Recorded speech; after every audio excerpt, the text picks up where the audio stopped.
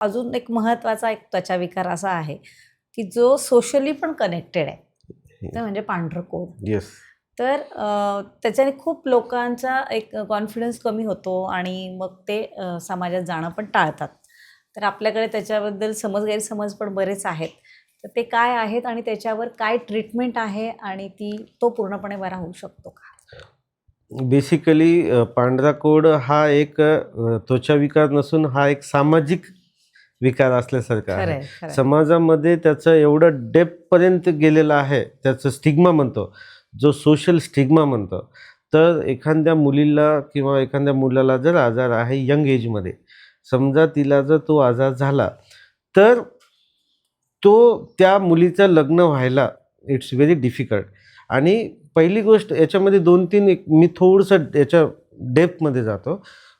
Rather मी त्याच्याबद्दल उपाय ते सांगतो. हे काय होते, एखाद्या मुलीला किंवा मुलाला आजार झाला, तर त्या आजाराला तुम्हाला एक्सपोज बी करता येत नाही आणि लपवता बी येत नाही. समजा तुम्ही एक्सपोज केलं तर समोरूनच ते नाही म्हणतात. तुमचं म्हणजे लग्न व्हायचं किंवा नाही. आणि तुम्ही म्हणजे हाईड केलं तर नंतर प्रॉब्लेम येतात. तुम्ही का सांगितलं नाही पहिलं, आणि नंतर मग असं होते की प्रत्येक भांडणामध्ये किंवा एखादी गोष्ट त्यांना हे झाली, मग तुम्ही धोका दिला आम्हाला आणि तुम्ही हे करून आम्हाला आमच्यासोबत लग्न. रिलेशनवर त्याचा डायरेक्ट इम्पॅक्ट होतो आणि त्याचं असं होते की कालांतराने ते डिप्रेशनच्या स्वरूपात जाते. दुसरी गोष्ट म्हणजे की याला आपण विटिलिगो म्हणतो. विटिलिगोमध्ये वेगवेगळे टाईप्स असतात, जसं की सेगमेंटल विटिलिगो एका सेगमेंटपर्यंत जातात, एका फोकल विटिलिगो किंवा लोकल विटिलिगो फक्त एका पार्ट पुरतं जाते. काही मुलींना किंवा मुलांना फक्त एक पॅच असते किंवा 3-4 पॅचेसच असतात. काही लिप अँड टिप म्हणतो, लिपला आणि टिपला असतात. काही तुमचं पाल्मो प्लॅन्टर असतात, काही नेल्सला असतात, काही पूर्ण शरीरावर असतात. पूर्ण शरीरावर किंवा लिप आणि टिपला किंवा पाल्मो प्लॅन्टरला ही केसेसला आपल्याला जास्त उपाय करता येत नाही. फक्त ते वाढू नये म्हणून आपल्याला ती तिथल्या तिथं स्टॉप करता येते. त्याच्यावर डायरेक्ट सर्जरी किंवा ते खूप डिफिकल्ट जाते. कंट्रोल करता येते. कंट्रोल करता येते. वाढू नये म्हणून. पण काही पेशंट्स असे आहेत की ज्यांना लोकल आहेत आणि त्याच्यामुळं त्यांचं लग्न होत नाही किंवा ते सोशली थोडंसं हे वाटते. आणि त्यावेळेस आपण असं म्हणतो की याच्यावर काही मेडिसिनसुद्धा आहेत. याच्यासोबत light therapy, photo light therapy म्हणतो आपण त्याला. तर एक लाईट असतो, तर तो आम्ही घरी देतो पेशंटला विदिन अफोर्डेबल रेंजमध्ये. आणि काही पहिल्याच्या काळात असं होतं की डॉक्टरांच्या क्लिनिकमध्ये तुम्हाला वीकली थ्राईस जावं लागत होतं, म्हणजे वीकली ट्वाईस तरी. आठवड्यातून 2दा तरी तुम्हाला तिथे व्हिजिट करा. पण आता आजकालच्या युगामध्ये हे पॉसिबल नाही आहे. तुम्ही बाजूच्याला जरी म्हणलं की तू आठवड्यातून 3दा माझ्या क्लिनिकमध्ये येऊन लाईट घे, तरी त्याला पॉसिबल नाही, कारण की त्यांच्या घरी ते आणणारं हे करणारं. त्याच्यामुळं आम्ही ते घरी देतो. पण काही वेळेस विटिलिगो असा असतो की त्यांना इमर्जन्सी असते. काही पेशंटमध्ये लग्नाचं असते, काही वेळेस ते सोशली त्यांना दाखवायचं नसते आणि लोकली असते.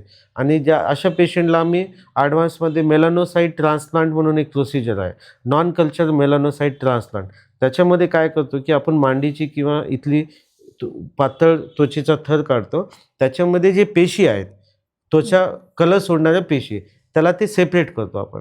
आणि सेपरेट करून जिथे तुमचा डाग आहे पांढरा, ते पॅच आहे, तिथं आपण डर्म ॲब्रेजर करून ते पेशी तिथं लावतो.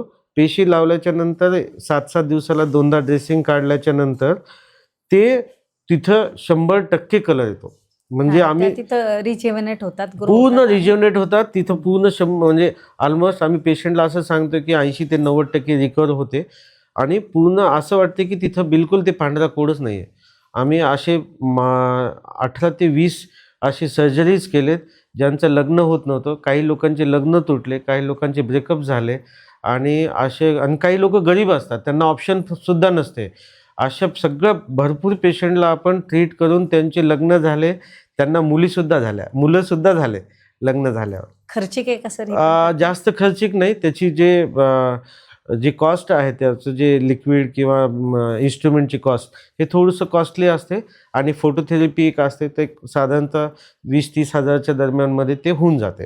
आणि बाकी मग 6 महिने आपण थोडंसं मेडिसिन देतो आणि पूर्ण ऑलमोस्ट एवढं रिकवर होतं की त्यांना ती पांढरा डाग सुद्धा दिसत सुद्धा नाही. म्हणजे लक्षातही येत नाही की यांना लक्षातही इथे येत आधी नाही. डाग होता. काहीच नाही. आणि काही ज्यांचं संपूर्ण शरीरभर जेव्हा स्प्रेड होतो त्याला त्याच्यावर आपल्याला उपचार कंट्रोल करता येते. control आपल्याला करता पूर्ण शरीरावर सर्जरी करता येत करता नाही. येत नाही. आपल्याला फोटोथेरपीद्वारे किंवा बाकीच्या मेडिसिनद्वारे जेवढं आहे तेवढं कंट्रोल करतो आणि खूप स्लोली पिगमेंटेशन यायला लागते. ही क्रॉनिक डिसीजेस आहेत आणि ह्याला पूर्ण जेव्हा शरीरावर ही करते, पण पेशंटलाही माहीत असते की आपल्याला हे एवढं तर पॉसिबल नाही आहे, पण आम्ही एवढं असं हे करतो, त्यांना ॲश्युअर करतो की हे पूर्ण शरीरावर म्हणजे होणार तुमचं नाही. सुरुवात आहे तेव्हाच आलं हां, तर कंट्रोल जेवढ्याला तेवढे तेवढंच राहील. असे भरपूर पेशंट आहेत ज्यांना हाताला आणि पायाला सुद्धा आहेत आणि ते आज 10 वर्षाच्या नंतर सुद्धा तेवढेच आहेत. तेवढेच आहे. हां, ते पूर्ण वाढलं नाही. शरीरावर वाढत वाढलं नाही. आता कालांतराने आपली त्वचा लूज होते. जसं वय वाढते तसं त्वचा लूज व्हायला लागते.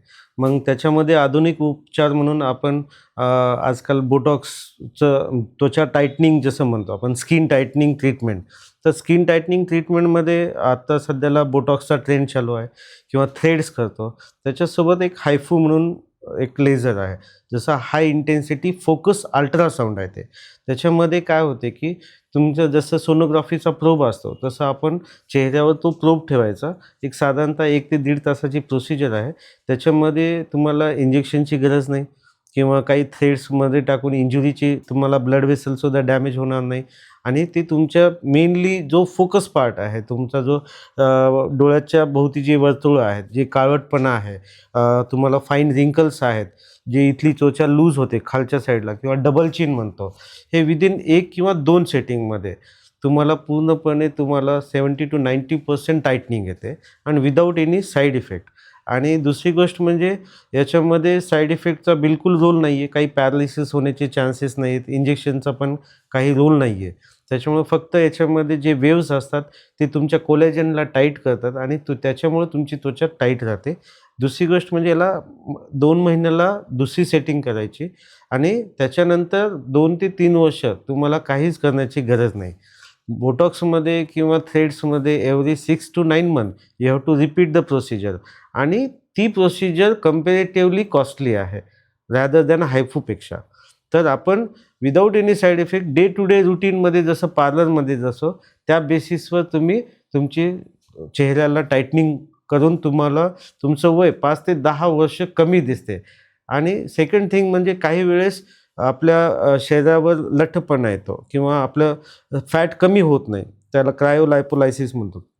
तर त्याच्यामध्ये पण ते लेझर तुमचं जे बेली फॅट आहे, ज्यांना फक्त इंच लॉस, जे लेडीज किंवा जेंट्स जिम करतात किंवा रुटीन डेली डाएट चांगलं आहे त्यांचं आणि एक स्टेजच्या नंतर त्यांना ते जो एक्स्ट्रा फॅट असतो 1 इंच किंवा 2 इंचचा, तो जर कमी करायचा असेल तर हायफूद्वारे तो सुद्धा, त्याच्यात ते दुसरे प्रोबसुद्धा आहेत ज्याच्याने आपण पोटावरचे फॅट किंवा मानेच्या साईडचे इकडले फॅटसुद्धा ते कमी करू शकतो सुरक्षित सुरक्षितपणे.